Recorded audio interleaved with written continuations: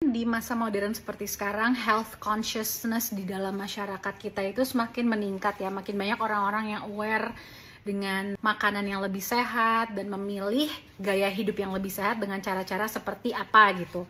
Nah, cuman ada satu hal yang missing, padahal itu penting banget. Jadi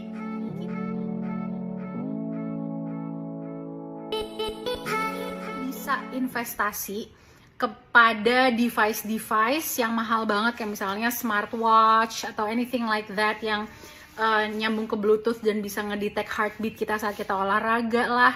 Terus kita bisa investasi ke alat-alat olahraga atau PT atau gym membership atau makanan organik yang harganya mahal. Tapi kita lupa untuk investasi kepada satu hal ini yang paling penting. Lebih dari 80 atau 90% dari tubuh kita ini isinya adalah air. Tapi jarang dari kita yang care about the water that we consume. Nah, kita itu sering banget minum air yang kita pikir menghydrate atau menghidrasi tubuh kita, padahal ternyata enggak, karena kita nggak pernah mengetahui lebih dalam atau melakukan research kepada si produk air tersebut atau quality yang sebenarnya yang dikandung oleh air mineral tersebut. Tadinya tuh gue mengetahui soal semua ini ketika gue belajar di US tentang mental health, dan gue belajar bahwa untuk menjaga kesehatan itu nggak hanya secara spiritual, secara psikologi, secara mental, tapi juga harus secara fisik. Nah, disinilah gue menemukan bahwa air yang kualitasnya baik itu penting banget. Dan pas gue pulang ke Jakarta, gue langsung mikir, di US gampang untuk gue menemukan air yang berkualitas baik, yaitu mountain spring water yang tidak diproses dan tidak tercampur oleh bahan-bahan yang berbahaya, beracun atau kimia yang berbahaya. Nah, kalau begitu gue balik ke Indonesia, gue bingung. Gimana nih gue cara nyarinya atau cara nemuinnya air putih yang terpercaya?